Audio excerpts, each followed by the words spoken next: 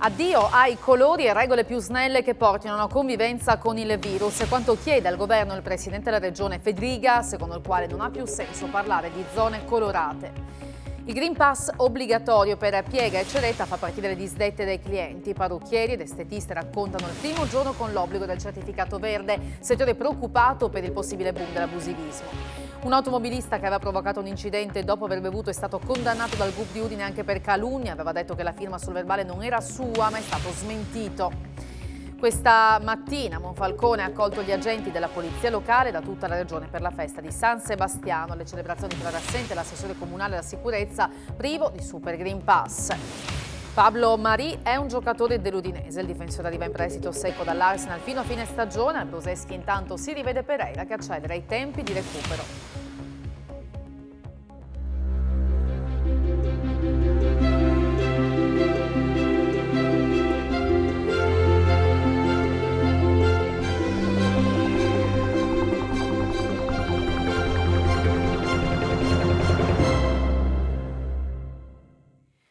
Buonasera da Telefriuli, ben trovati all'edizione serale del nostro telegiornale. Superare le zone a colori ed arrivare a regole più snelle che portino a una convivenza con il virus. La richiesta al governo arriva dal presidente della regione Massimiliano Fedriga, anche nella sua veste di numero 1 delle regioni. Le fasce bianca, arancione, rossa, a suo parere non hanno più senso di esistere, anzi creano solo confusione a cittadini e imprese.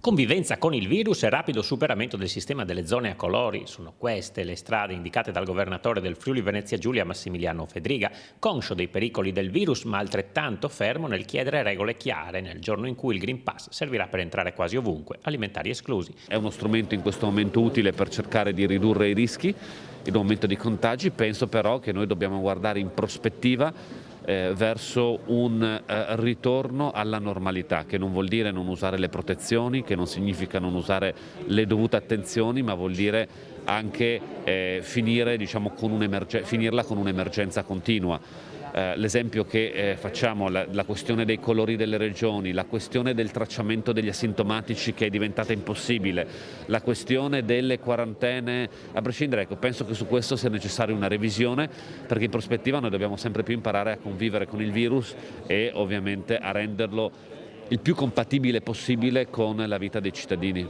Fedriga, che è anche il presidente della conferenza delle regioni, chiede al governo di rendere meno complicata la vita dei cittadini. C'è stata una riunione tecnica ieri con il gruppo di lavoro, penso ci riaggiorneremo fra qualche giorno appena saremo convocati. Il CTS penso farà una valutazione nel mentre rispetto anche alle riflessioni delle regioni. Superiamo quel sistema di colori che non dà nessun effetto pratico, semplicemente contribuisce alla confusione. Quindi togliamo il sistema dei colori, siamo dati delle regole, le regioni sono prese delle responsabilità penso anche importanti, ma avere a disposizione degli strumenti inutili è meglio togliere lo strumento, perché altrimenti creiamo solo confusione.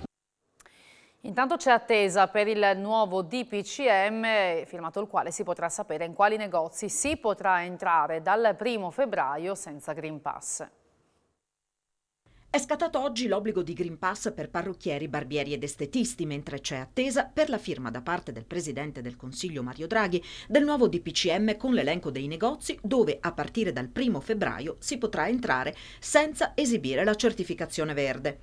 Da questa mattina per la messa in piega e la ceretta è necessario essere dotati almeno del Green Pass base, quello che si ottiene a fronte di un tampone negativo. Le prossime novità partiranno con il 1° febbraio. Intanto da quella data la certificazione verde rilasciata a guariti e vaccinati sarà valida 6 mesi. Il Green Pass base poi sarà richiesto per entrare negli uffici pubblici, in posta, in banca e negli uffici finanziari. Non servirà il Green Pass invece per entrare in una stazione dei carabinieri o in un commissariato per sporgere denuncia o per altri atti indifferibili. Non sarà richiesto nemmeno per prendere parte ad un processo in tribunale. Sempre da martedì 1 febbraio il Green Pass sarà obbligatorio per accedere alla maggior parte dei negozi. Quali saranno esentati lo si saprà solo scorrendo la lista riportata nel nuovo DPCM. Dalle indiscrezioni pare che il certificato verde non servirà per andare a fare la spesa sia nei negozi al dettaglio che nei supermercati, così come nei mercati. Libero accesso anche in farmacie, parafarmacie, ottici, negozi che vendono prodotti igienico-sanitari.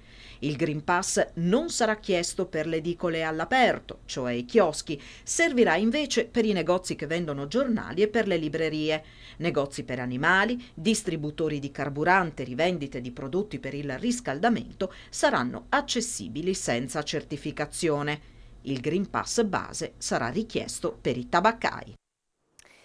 Il Green Pass obbligatorio per piega e cerette fa partire le prime disdette. Siamo andati a vedere come è nato il primo giorno con obbligo di certificazione verde tra parrucchiere ed estetiste che sono preoccupate sia per un possibile boom dell'abusivismo ma anche per l'aumento delle bollette dei costi delle materie prime. Parrucchiere ed estetiste pronte per il controllo del Green Pass, anche se alcune lamentano la perdita di clientela e l'aumento dei prezzi dei prodotti per la cura estetica. L'unica cosa che mi preoccupa è il continuo aumento delle materie prime, considerando che i guanti li pagavo 3,50 € e oggi li pago 20 € per poter garantire massima sicurezza a livello igienico-sanitario ci troviamo comunque ad affrontare dei costi molto alti, considerando anche l'ultima bolletta del 30% in più. Però l'importante è restare aperti, lavorare e quindi devo dire che la richiesta del Green Pass per il momento, attraverso il feedback che ho avuto con la mia clientela, non ci sono state assolutamente problematiche. Fino a ieri ho salutato alcune clienti che ahimè appunto non sono vaccinate e le cose mi dispiace moltissimo perché la percentuale non è poi così alta ed è vero, però è tutta gente che purtroppo si rivolgerà in un futuro a un settore di abusivismo. E forse questo un po' ci pesa chi di categoria invece continua a lavorare in maniera corretta. In calo oggi in Regione le persone ricoverate in terapia intensiva Covid scendono a 40, diminuisce pure il numero dei pazienti curati in altri reparti, 429, resta alto invece il numero dei contagi, 5.238 nelle ultime 24 ore, aumentano di conseguenza le persone in isolamento, 55.833, aumentano i dipendenti delle aziende sanitarie e gli operatori delle case di riposo che hanno contratto il virus, sono 140. Sono stati 8 i decessi con Covid, tra questi quello di un uomo di 64 anni di Udine morto in ospedale. 37 infine i contagi tra gli ospiti delle strutture per anziani. E nella metà delle regioni italiane, tra queste anche la nostra, continua a crescere il numero dei contagi da Covid. Pordenone, Udine e Gorizia sono tra le 58 province italiane dove l'incidenza supera i 2.000 casi ogni 100.000 abitanti. Sono i dati elaborati da Fondazione Gimbe e sentiamo anche quelli per quanto riguarda le vaccinazioni. Sono aumentati del 16% nella settimana dal 12 al 18 gennaio i nuovi contagi da Covid in Friuli Venezia Giulia, dove i casi attualmente positivi ogni 100.000 abitanti sono saliti a 4.270 ogni 100.000 abitanti. Resta Pordenone la provincia con la maggiore incidenza, 2.417 casi ogni 100.000 abitanti, seguono Udine con 2.310, Trieste con 2.045 e Gorizia con 1.867. Restano sopra la soglia di saturazione le occupazioni di posti letto Covid sia nelle aree mediche, 34,1%, che nelle terapie intensive, 24%. È quanto emerge dall'ultimo monitoraggio della Fondazione Gimbe. La popolazione che ha completato il ciclo vaccinale è pari al 78,7% rispetto alla media italiana del 79,6%. 7 punti percentuali separano il Friuli Venezia Giulia dal resto del paese per quanto riguarda la somministrazione della terza dose. Noi siamo al 65,3%, la media italiana è del 70,8%. Siamo indietro anche per quanto riguarda i bambini dai 5 agli 11 anni. Nella nostra regione ha completato il ciclo vaccinale l'1,7% contro il 5,2% della media nazionale, cui aggiungere un ulteriore 13,5% solo con prima dose rispetto alla media italiana del 19,9%. Quanto all'andamento della pandemia, a livello nazionale Gimbe evidenzia come frena l'incremento dei casi, più 3%, ma i decessi aumentano del 49,7% in 7 giorni. Rallenta l'aumento dei ricoveri, ora al più 14%, e delle terapie intensive, più 2,3%, ma gli ospedali restano ancora sotto pressione. Sul fronte delle vaccinazioni, l'obbligo spinge le prime dosi degli over 50, aumentate del 28%. E per quanto riguarda in particolare i bambini, sono più di 5.000 quelli vaccinati in regione, quasi 1 su 5, dato che è stato comunicato oggi dall'azienda sanitaria universitaria Friuli Centrale, che ha annunciato nuove disponibilità di posti per le somministrazioni nella fascia 5-11 anni tra Entefiera, Latisana e Gemona. Saranno aperte e ampliate le seguenti giornate: 22, 26 e 27 gennaio a Udine, Entefiera, anche il 4, 7 e 12 febbraio, a Latisana il 25-26 gennaio, il 1 e il 2 febbraio, l'8 e il 9 febbraio, a Gemona il 28 gennaio, il 7 e 8 febbraio. Ad oggi sono stati evasi 5.038 appuntamenti per la prima dose in questa fascia d'età. E una bambina di 10 anni, vaccinata da poco a Gemona, ha voluto ringraziare con un video volontari e sanitari. Un grande grazie da una piccola bimba a quanti si impegnano ogni giorno, volontari e operatori sanitari, per le vaccinazioni. È il messaggio virtuale che arriva da Aurora, una bambina di 10 anni di Tarcento, che è stata vaccinata nei giorni scorsi a Gemona. Faccio questo video per ringraziare tutti gli operatori e i volontari del centro vaccinale di Gemona. Sono stati tutti molto gentili, pazienti e pieni di attenzione per noi bambini. Grazie. La piccola ha anche voluto leggere alcuni stralci di Blanc, il libretto che viene donato ai bimbi dopo l'iniezione. Blanc è la luna di Stelis. Blanc è il tronco dal bedoit al giardino. Blanc sono i taschi dal piano che è il plus una. Insomma, anche questo è un modo per rendere merito a chi si sta battendo quotidianamente contro il Covid. Confronto a 360 gradi oggi in Regione Udine, organizzato dalla consigliera regionale Simona Liguori, sulle criticità della sanità. Un confronto sulla sanità ospedaliera e sul territorio per raccogliere proposte da presentare in Consiglio regionale. È lo scopo dell'incontro organizzato dalla consigliera regionale Simona Liguori, al quale hanno partecipato rappresentanti sindacali dei medici e degli infermieri. La nostra regione è naturalmente in acque molto critiche per quanto riguarda la sanità. Nei lavori di questa mattina sono venute fuori tante proposte da parte dei professionisti. Abbiamo ascoltato le criticità di chi lavora nei reparti, sono persone che molto spesso vengono anche spostate da un reparto all'altro. È chiaro, comprendiamo tutti, c'è il Covid, ce lo sentiamo dire ogni santo giorno della nostra vita, sono però delle criticità che erano anche prima del Covid. Per i rappresentanti delle varie realtà sanitarie, le criticità della sanità regionale devono essere affrontate lavorando tutti insieme. Il fatto che comunque parecchi anche giovani infermieri lasciano il pubblico per andare nel privato, questo qua magari potremmo bloccarlo in una certa maniera rispetto a un incentivo economico, come noi proporremo anche all'assessore, che faccia sì appunto che si cerchi di mantenere almeno quello che abbiamo per poter garantire un'assistenza adeguata a tutti i nostri concittadini regionali. E noi, a causa dei sospesi, delle persone ricollocate perché non vaccinate, delle persone contagiate e di coloro che appunto sono stati ridotti cessazioni, noi siamo in condizioni che siamo molto peggio delle scorse ondate. Stiamo facendo rientrare dagli hub vaccinali i neoassunti assegnati per andare a coprire i turni nei reparti perché non abbiamo le persone per assistere. Tanti colleghi stanno chiedendo la pensione anticipata, molti se ne stanno andando, la situazione è gravissima. Allora, la verità in tasca su una situazione del genere nessuno ce l'ha. Quello che noi non riusciamo a comprendere è perché non sia creato una situazione, un tavolo regionale, o utilizzare gli strumenti che ci sono già adesso per una condivisione costante, serrata sui problemi.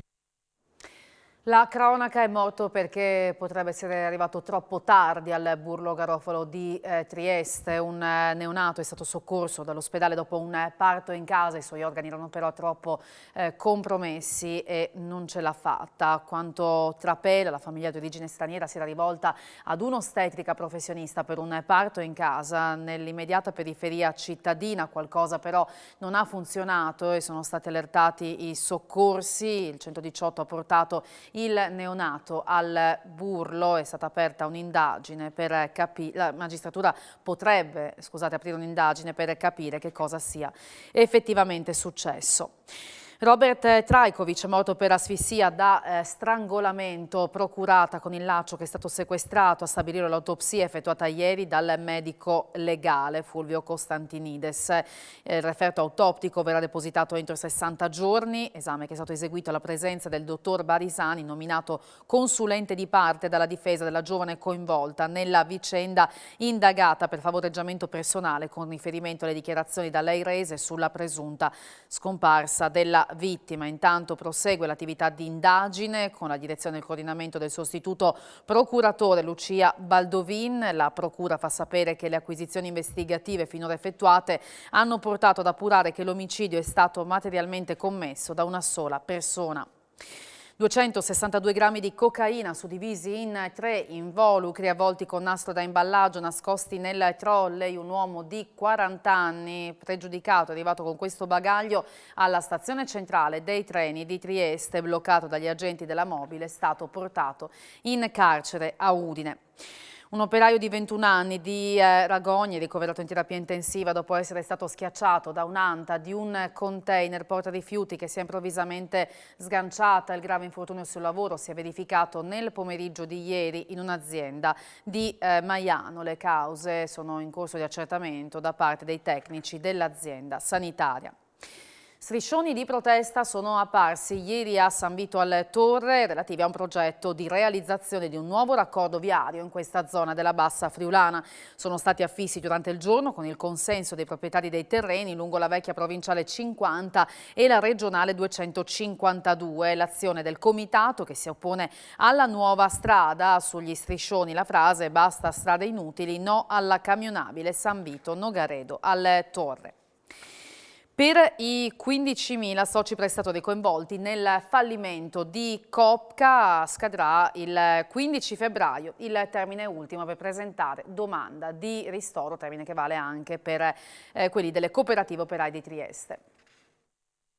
I soci prestatori coinvolti nel fallimento delle cooperative carniche, cooperative operaie di Trieste, Istria e Friuli hanno tempo fino al 15 febbraio per presentare domanda di ristoro. Noi come amministrazione regionale abbiamo destinato a tal fine 17 milioni di euro e abbiamo utilizzato un metodo molto operativo e veloce e efficace che è quello attraverso un accordo con le Camere di Commercio che hanno aperto degli sportelli territoriali dedicati in tutte le province e in particolare per la zona montana anche a Tolmezzo. Quindi per le persone anziane l'invito è a rivolgersi direttamente allo sportello o comunque a farsi aiutare da qualcuno a casa, perché anche sul sito sia della Regione che sul sito della Camera di Commercio è possibile avere tutte le informazioni, scaricare il modulo, compilarlo e poi inviarlo appunto in via telematica oppure ricorrendo alla consegna di persona oppure ancora mediante il sistema postale. La procedura è molto veloce e snella, i dati da compilare sono semplici perché ci siamo avvalsi anche della collaborazione dei liquidatori dei due fallimenti per poter essere il più possibile efficaci in questo momento che è burocratico, ma era inevitabile. La misura del ristoro prevede la franchigia di 100 euro ed è prevista solamente la spesa della marca da bollo da 16 euro da allegare alla domanda. Un automobilista che aveva provocato un incidente dopo aver bevuto si è visto condannare dal GUP di Udine sia per il sinistro che per calunnia. Vediamo perché. provoca un incidente dopo aver bevuto e poi sostiene che la sua firma sul consenso informato per l'accertamento dello stato d'ebbrezza è falsa, pena più che raddoppiata. È costato caro a un sacilese di 57 anni l'aver disconosciuto il proprio autografo su quel documento. Il GUP di Udine, Emanuele Lazzaro, infatti, gli ha inflitto con il rito abbreviato 1 anno di arresto per il sinistro e 1 anno e 6 mesi di reclusione per calunnia. Tutto è cominciato nel luglio 2019 sulla 4 all'altezza di Palmanova. Qui l'uomo tamponò un'altra vettura sulla corsia di sorpasso, guidando in stato di ebbrezza. A comprovarlo furono le analisi di laboratorio che diedero il risultato di quasi 2 grammi di alcol per litro di sangue. Quasi un anno dopo, sia nella memoria difensiva sia davanti alla polizia, il sacilese non riconobbe la propria firma sul consenso per l'accertamento dello stato di ebbrezza. In questo modo, di fatto accusò di falso il medico che gli sottopose il documento. Il giudice ha riconosciuto l'autenticità della firma e l'imputato colpevole per entrambe le accuse. La sentenza è inaspettata, commenta il difensore, l'avvocato Marco Del Zotto di Pordenone, dal momento che la firma fu analizzata da consulenti. Scontato l'appello. Ha preso servizio questa mattina il nuovo numero 1 della Procura di Udine, Massimo Lia, nato a Cosenza nel 1960, laureato in giurisprudenza a Padova, proviene da Gorizia, dove all'inizio della sua carriera è stato giudice, poi sostituto procuratore. Ha lavorato poi a Trieste e Catanzaro. Nel 2015 era tornato a Gorizia per guidare la Procura. Sostituisce Antonio De Nicolo, da capo della Procura di Trieste, al quale era succeduto in qualità di facente funzione il procuratore aggiunto Claudia Danelon. Via libera dell'antitrust per l'OPA di Sparcasse su Civibank. L'autorità garante della concorrenza e del mercato ha deliberato di non avviare l'istruttoria in relazione all'acquisizione del controllo esclusivo di Civibank da parte della banca altoatesina. L'OPA totalitaria era stata lanciata da Sparcasse, che già detiene il 17% di Civibank a inizio dicembre scorso a un prezzo di €6,50 ad azione. Ora si attende che sul tema si esprimano Banca d'Italia, BCE e Consob. In Consiglio regionale oggi oltre 4 ore di discussione per l'audizione sugli interventi ferroviari in Friuli Venezia Giulia. Velocizzare la linea Trieste-Venezia, sciogliere il nodo ferroviario di Udine, sostituire numerosi passaggi a livello, investire sul potenziamento infrastrutturale del porto di Trieste. Questi i principali temi al centro dell'audizione dei vertici di Rete Ferroviaria Italiana e dell'assessore Graziano Pizzimenti, discussi oggi per 4 ore in Consiglio regionale. L'assessore alla fine ha spiegato che per consentire ulteriori approfondimenti sui temi specifici e sulle esigenze dei trasporti su rotaia, ma anche del territorio, è stato stabilito di rinviare la prosecuzione e conclusione dei lavori ad altra data. Molte le perplessità espresse dai consiglieri, in particolare sulle varianti e ritardi sulle barriere acustiche. E su questa variante Ronchi-Aurisina si prevede un tracciato completamente o quasi completamente in galleria, si parla di 20 km di tracciato sotto il Carso. Sappiamo bene quanto delicato sia quell'ambiente, di conseguenza è evidente che c'è molta attenzione e anche molta preoccupazione da parte nostra. Quella variante così come è stata presentata è ovviamente inaccettabile, ma si è già espresso non solo il Movimento 5 Stelle, ma tutto il Comune della Tisana, tutti i parlamentari di questa Repubblica, tutti i consiglieri regionali, per cui non si sa effettivamente come si possa ancora continuare a pensare anche solo di progettare una cosa del genere. Per Maria Grazia Santoro del PD, la tanto sbandierata risoluzione dei problemi dei passaggi a livello a Udine non si è proprio vista. E restiamo al Consiglio regionale che si costituirà parte civile nella vicenda dell'irruzione di Casa Pound. 18 rinviati a giudizio per concorso in interruzione di pubblico servizio. Si terrà il 3 febbraio la prima udienza del processo penale nei confronti dei militanti di Casa Pound che il 4 agosto del 2020 avevano fatto irruzione nel Consiglio regionale dove avevano tenuto un breve comizio per poi dileguarsi. La novità è che proprio il Consiglio intende costituirsi parte civile, una decisione presa all'unanimità dall'ufficio di presidenza dell'Assemblea legislativa guidato da Piero Mauro Zanin. Sarà la giunta regionale comunque a dover dar seguito alla decisione dell'Aula, incaricando con un mandato l'avvocatura. Peraltro proprio il presidente Zanin aveva presentato regolare denuncia in questura il giorno dopo l'irruzione. Gli autori del gesto erano entrati in aula dove Francesco Clun, leader locale del movimento di estrema destra, aveva letto un testo sulle politiche migratorie, essendo in quel momento in corso la riunione della 6ª commissione che affrontava il tema del programma migratorio. Siamo all'economia. La Danieli è tra le società italiane che gestiscono nel modo migliore le risorse umane. Lo ha sancito il Top Employers Institute nella sua veste di certificatore a livello globale. La Danieli di Butrio è tra le 131 aziende italiane in cui si lavora meglio. A decretarlo è la 14ª edizione di Top Employers 2022, certificazione che nel nostro paese viene assegnata ormai da 14 anni dal Top Employers Institute. Il riconoscimento va a premiare le società che gestiscono nel modo migliore le risorse umane. La multinazionale friulana è in buona compagnia. Altri marchi che hanno ottenuto la certificazione sono Ferrari, Lamborghini, Ducati, Amazon, Poste Italiane, Generali, Electrolux e Carrefour. Siamo orgogliosi di annunciare che la nostra azienda è stata ufficialmente certificata Top Employer in Italia 2022, fanno sapere dal quartier generale di Butrio della Danieli.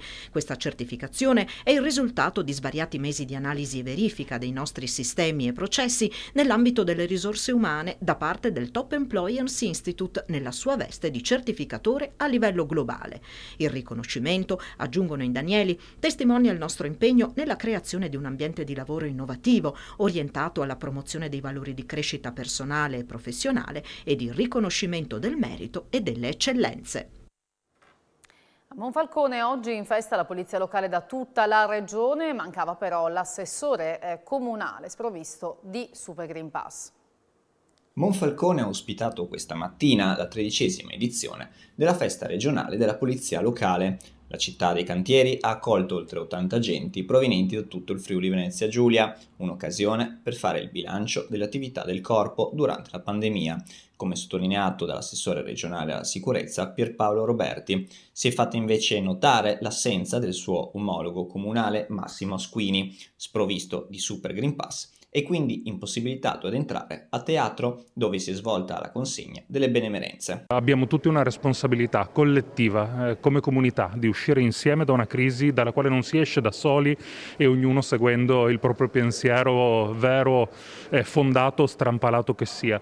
Penso che chi ricopre ruoli istituzionali abbia quel compito maggiore nel dare un indirizzo, di essere guida. Ma non ho potuto prendersi parte perché non potevo entrare al teatro e quindi non sono andato. E ho approfittato di fare una lettera fra virgolette di scuse quasi a tutta la polizia locale di Monfalcone per spiegare il motivo per cui non sono andato. Io non sono assolutamente un Novax, anzi io mi sono sempre vaccinato, io ho fatto parte delle forze dell'ordine, della polizia di Stato e già dagli anni 80 ho iniziato a fare tutti i vaccini possibili. Sono contrario a questa sperimentazione, a questo vaccino. 5 chilometri di piste ciclabili per unire le diverse sedi universitarie cittadine saranno realizzati a Udine dal Comune.